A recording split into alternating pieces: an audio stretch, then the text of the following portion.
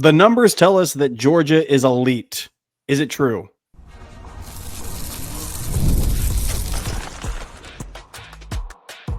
You are Locked On Bulldogs, your daily podcast on the Georgia Bulldogs. Part of the Locked On Podcast Network, your team every day. Welcome back, everybody. This is Locked On Bulldogs, part of Locked On Podcast Network, your team every day. Today's episode brought to you by Mazda. There's more to a Mazda. Want to introduce you to and bring in our friends Josh at Dawgs Stats over on the X Machine. This man is royalty within UGA fandom. If you don't know him, go find him now, because every single year this man puts his hard thought processing of analytical data onto you and I so we can enjoy it. Josh, how are you doing this fine day? Yeah, I'm pretty good, man. Pretty good. Season's here. It's a little bit of a slower burn this year, with Marshall and Austin P, but the heat's going to pick out here pretty soon because Tennessee's right around the corner. Tennessee's right around the corner. Some predictions that Daniel and I gave before the season began, we are questioning a great deal. One was we were not nervous at all for the Tennessee game. That has shifted. I was not nervous at all for the Auburn game.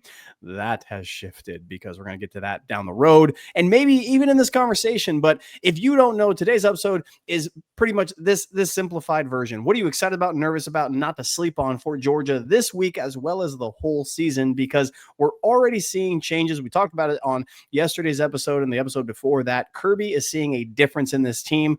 The defense is flying around, 38 guys getting snaps, huge snap count, which will only continue this week at Austin P. You'll see, by the way, Georgia will not cover, and we will give up 2 touchdowns because Kirby's going to play 42 guys. And he's already said it. He would rather have a guy lose a touchdown early in the season than next year in the SEC championship game. This is how development happens. But I brought Josh in to talk about excited, nervous, don't sleep on, because he understands numbers and what makes a championship caliber team very well. There are certain metrics you hit, and I'm going to ask him what he is excited about for Georgia this year, how we can be elite in those categories. And this week in Austin P, maybe we're going to see a little bit. So Josh, what excites you as you look at this 2025 Georgia team that could elevate us to elite based on what you've seen? I think I'm definitely high on the defense. I think that 2024's defense was, I think you guys have talked about, I think the word soft was even thrown around. I'm not going to say that, but I think that the efficiency of that success rate that I'm always talking about is and the EPA, just how often we give up successful plays to the other team's offense and how explosive those plays are. I think we've got nowhere to go but up for a team as talented as Georgia is on defense. So I am definitely excited about the defense, and I think a marginal improvement, and maybe one can expect even better improvement, can lead to keeping us in games, dominating teams, and winning some ball games, like hopefully all of them. And this is what's wild to me as you talk about the defense.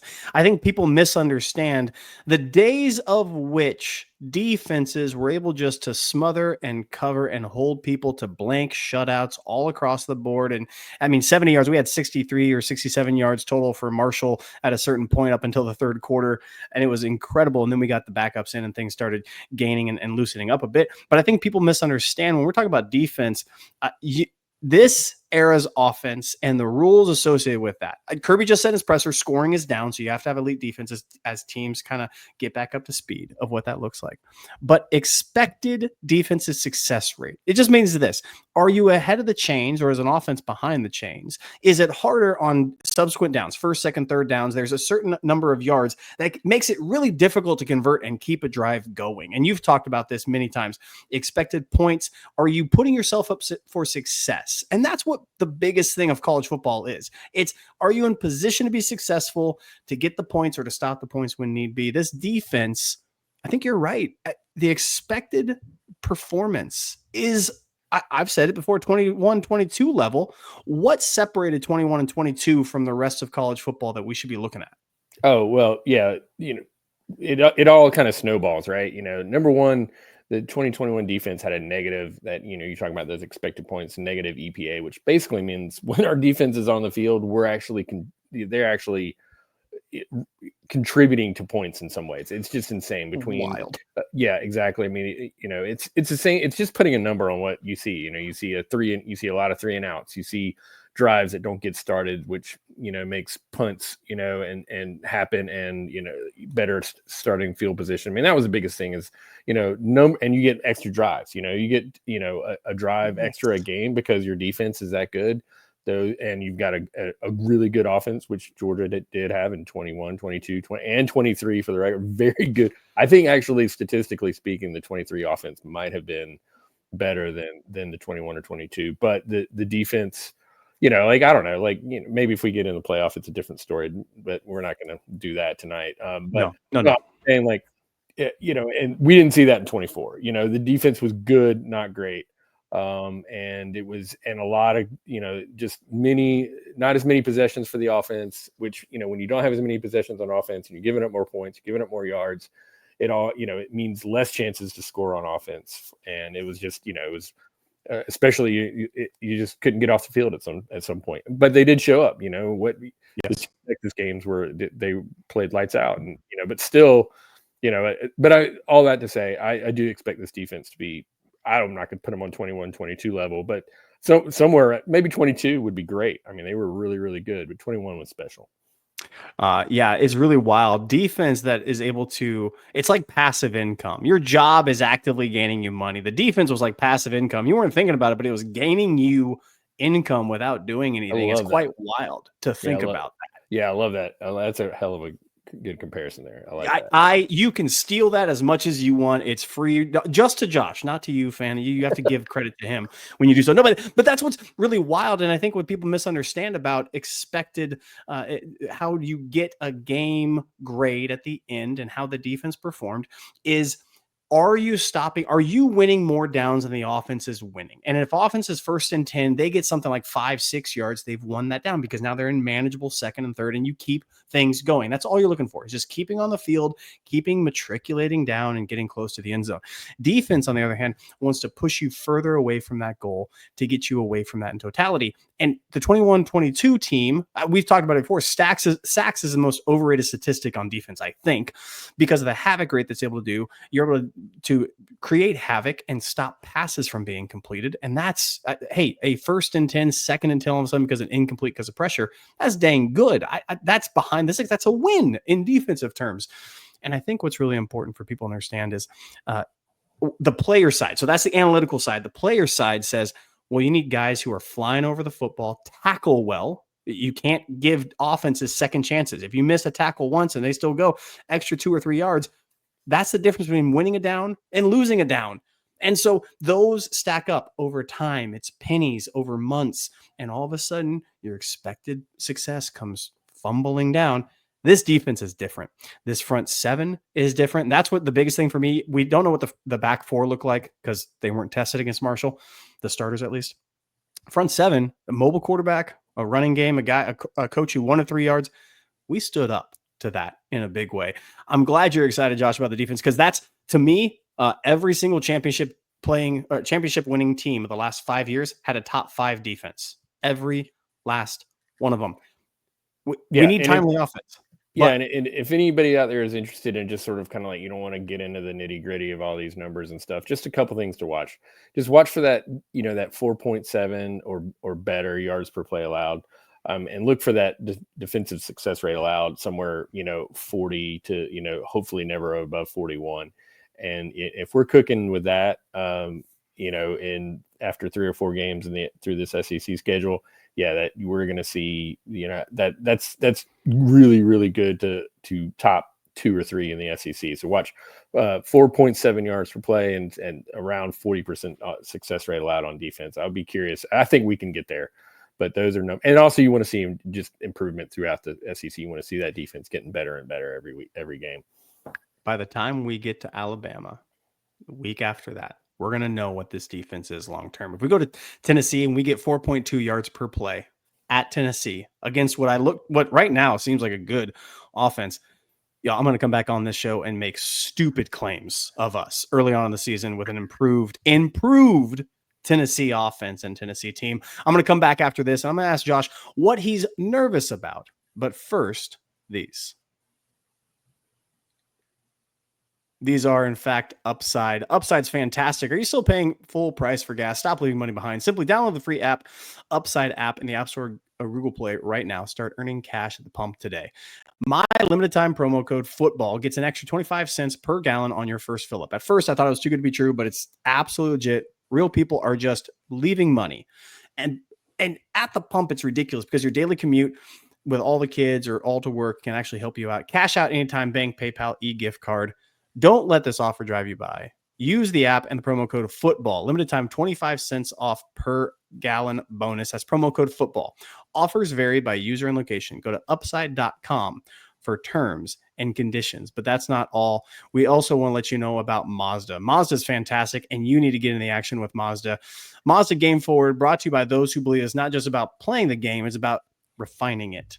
Because moments like this, it's what push what's possible to the edges. They remind us to get extra yards, shift into extra gear, and keep moving the game forward. Look, this last season, or this last week, we saw Gunnar Stockton absolutely move ferociously through that defense of Marshall and give us a gear where all of a sudden we're talking about New York and Heisman because of him. It keeps fans and players alike moving forward. When you follow what moves you, the unexpected is only beginning. And just like there's more to every highlight, there's more to every Mazda vehicle. Mazda, move and be moved. I'm back here with Josh, Dawgs Stats. Josh, tell the people where they can find you. And if you are over in the X, go find this guy, because a lot of what we're talking about you can get for free from him. Josh, where can they find you?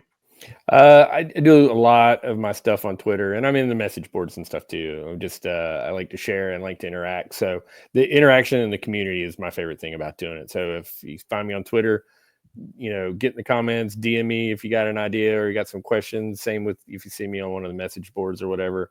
And yeah, if you go to my bio on Twitter, you'll see a pinned tweet where you can see I'm just basically slapping all my stuff up on a Google Sheet, so you can scroll and grab, and I think you can even download it and just play around with it. But yeah, hit me up. I like we make each other smarter and better. So yeah, that's what I'm doing now. So yeah, on the Twitter. I still call it Twitter. Sorry. By the way, that's fine with us. By the way, I'm not kidding. One of the most likable and greatest interactions of all dog fandom we've had is Josh. He's great. He's good. He's glorious. And he has given it to you. Go interact with his stuff. And it's like open source for Georgia's stats of football. Nerd heads get way into it. Football. You can get into it, football fan. You can enjoy and know more about it. Educate yourself on it. Josh, let's talk about what makes us nervous. And maybe it comes out in Austin P. We talked about what makes us excited. I think the defense is going to absolutely put a suffocating hold on Austin P this week and for the whole season. I anticipate that. But let's talk about what makes us nervous about this team. Are you seeing some things, indications early on, or maybe what historically has been Georgia, that would inhibit us of getting where we want to go, which is playoffs and national championship? Is anything nerve-wracking to you about this team? I think the unknown at the running back and the running game position, I mean, that ties into the offensive line. We're got a pretty significant turnover in the offensive line. So, and some guys are already banged up. And so and Kirby's talked about it. He's talking about it this week. He's talked about it all preseason about getting better, on the run game. So if we're still struggling to get those 6 and 7, 8 yard gains, and we're still missing blocks and we're still dancing around in the backfield, that's going to make me nervous, because that kind of is one of the reasons I think that, we did not have much success down the end of the season last year. Our offense came pretty much stagnant, somewhere around the Mississippi State game. So yeah, I mean, that's got me concerned. I think they can be better. Again, I think kind of the same thing. I think we've kind of, as much talent as Georgia has, I think they bottomed out run. You and I were kind of DMing back and forth and stuff, and I just went back and looked at 2024. Georgia was last a number of 12-yard runs or more in the SEC. So they only had 20 gains on the ground of 12 or more yards, which is what Monken, when he was still here, he described that as an explosive run. So 20. So that's I didn't parse those out, and I'm sure not many of those were against good teams and stuff too. So that was. No, that's not true. I'm sorry. I take that back. That is SEC opponents. Sorry. Yeah, so 20, but it was still dead last in the SEC in 12-yard runs. So we're talking 2 or 3 plays a game where the defense, and this is what we saw, and my eyes were literally on it in person in Notre Dame. Those safeties were 8-9 yards off the line of scrimmage because they didn't fear the pass and they didn't fear an explosive run play. We've talked about this many times on this podcast. An explosive play is not just airing it out. Even those quote unquote air raid offenses, go look at their running game. Their running scheme is a power run scheme. The Gus Bus himself, who cannot be anything other than kryptonite to Alabama, plays a scheme that is running very, very stoutly. You can't have an offense that is explosive without an actual rushing attack that can get you accomplishments. Josh, you mentioned the lack of explosiveness. We talked about bottoming out, 14th in the SEC in total rushing, because just by sheer will, we just kept at it over and over. The most passing yards I think that Kirby Smart has had.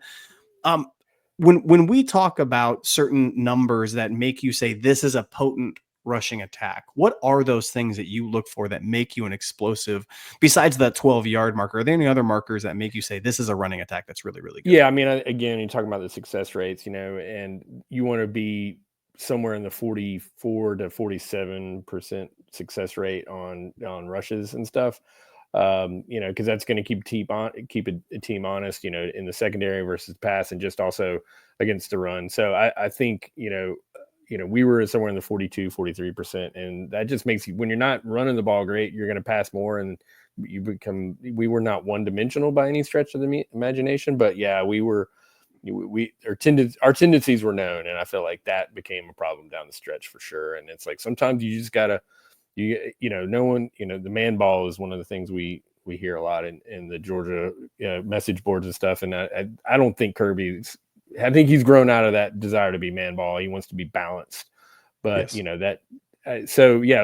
let's hopefully get around 45% success rate on the ground. And then those yards per play yards per rush are going to go up too. So yeah, I think we actually had a decent, I think we were around 4.9, 5 yards, rush, but it just wasn't chunk plays. And though, and I think defenses were giving them, like, hey, if they want to go get, 4.5 yards on first down, we'll give it to them, because,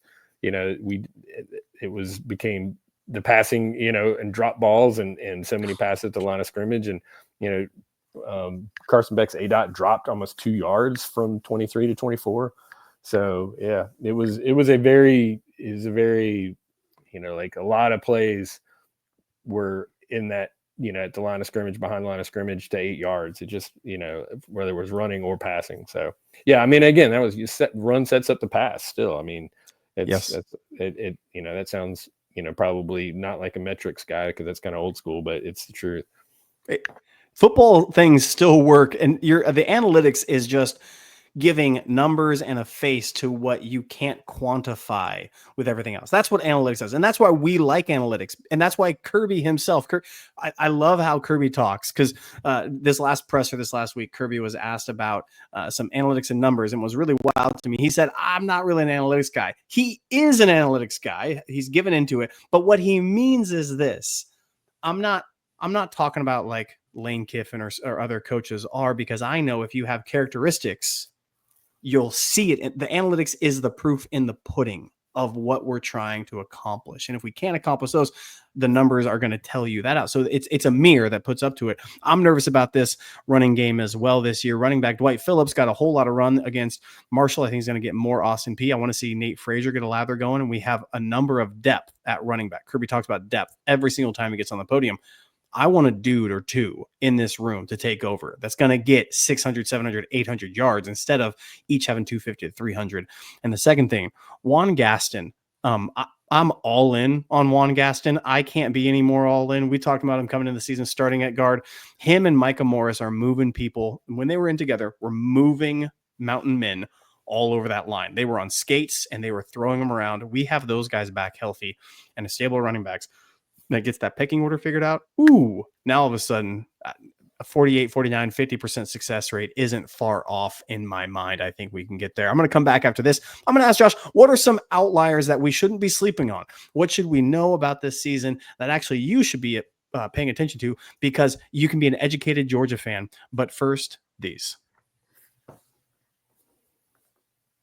And these are, in fact, DoorDash. It's almost the weekend. Take a look back And I want to crown the MVP on Who Delivered, powered by DoorDash. Just like you can win every Saturday at DoorDash Streaks, saving more every single time you order. These players delivered when it mattered most. Let's break it down. CJ Allen for our Georgia Bulldogs delivered in a big way. Him and Raylan Wilson were absolutely all over the field against Marshall, evaporating distance between players, closing in, tackling well. I didn't see missed tackles from them at all, and they were an Advil bottle waiting to happen for the opposing team. They needed it bad. CJ Allen and Raylan Wilson, just like them, who delivered for the Bulldogs. DoorDash delivers for your Saturdays. DoorDash Streaks, you save every single Saturday you order. Stack it up all season, and you could save up to $250, including $100 in DoorDash credits. Order this Saturday. Keep the streak alive. Fuel your game day only with DoorDash. Terms apply. Promo code ending 1118. Josh, we're back at Dawgs Stats. Go find him, interact with him. He's a lovely follow and lovely interaction. Josh, we talked about what excites us. This defense could be elite top 5 in the nation, which is a translation to championship caliber team. Talk about nervousness, the running game from last year. We need to get better at that success rate and having explosiveness over 12 yards per carry, or having runs over 12 yards. That'd be ludicrous to have it over 12 yards per carry stat.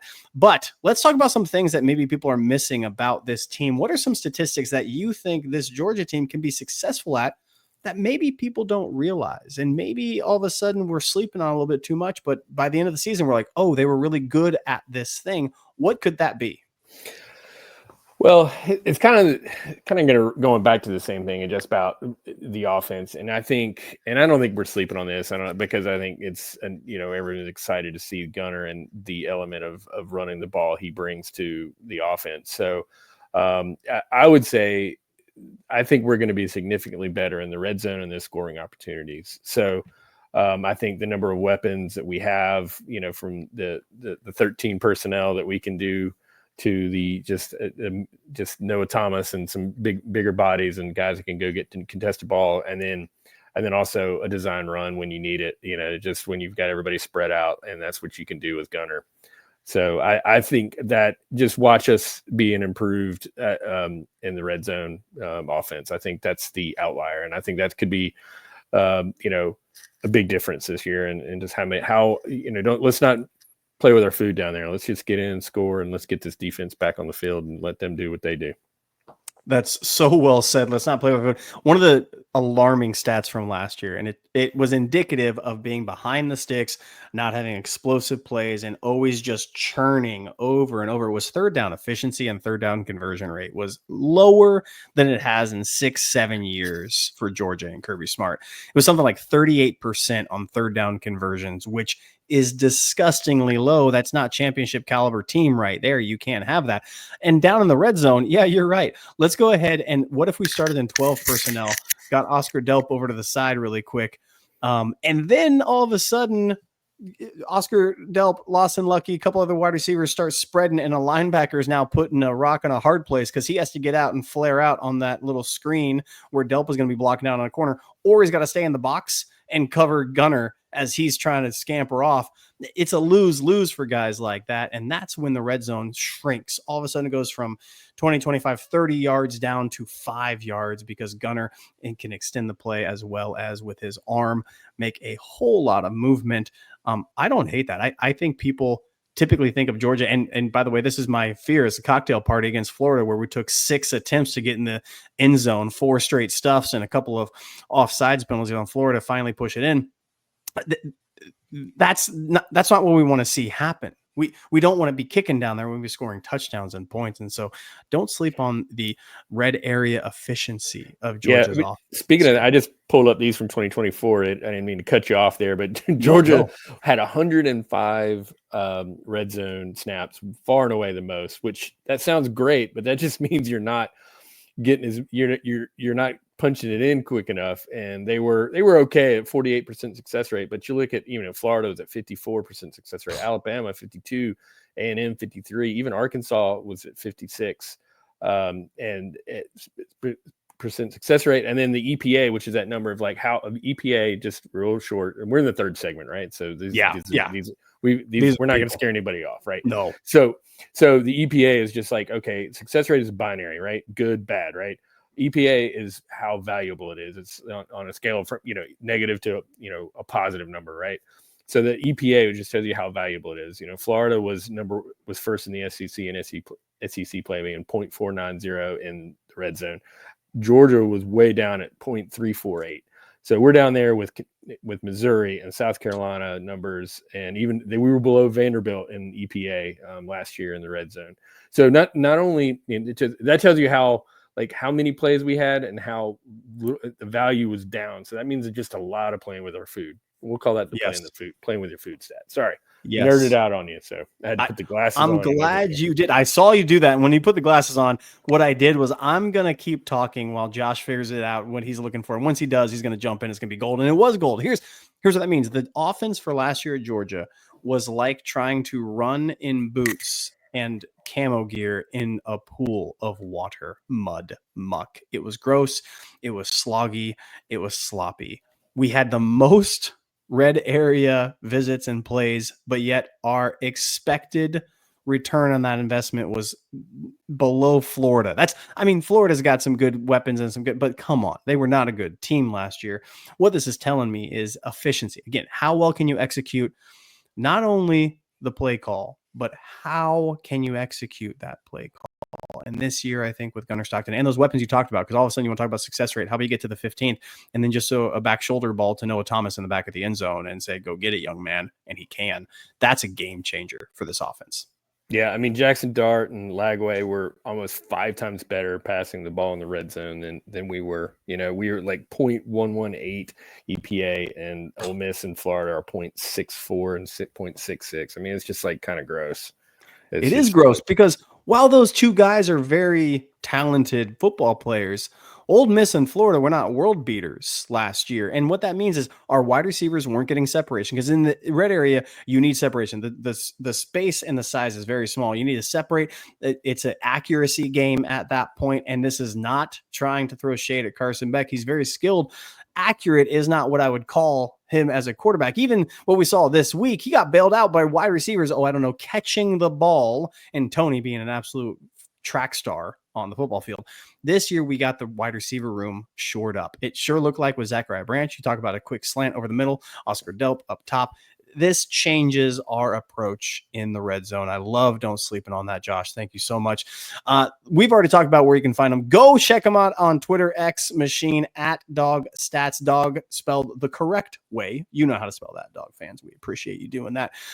Josh, anywhere else the guys and the gals that are listening can go find you other than that? Anything else you want to talk about? Yeah, let me just say I've a big part of the Discord community, the largest and official UGA Discord. So those guys are great. We were actually recording a podcast over there, which you're allowed to jump in and listen in and chat with us. And we're trying to do some post game meetups back there in the Discord. So for all you Discord nerds, I say that with affection, as takes one to know one kind of thing. Yeah, get in the UGA Discord, totally free.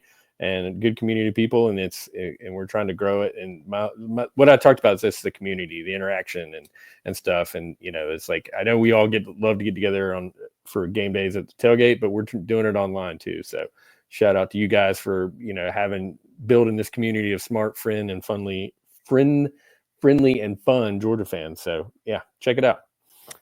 He is Josh. I am Clint. This is Locked On Bulldogs, part of Locked On Podcast Network, your team every day. We'll see you guys next time. As always, go Georgia.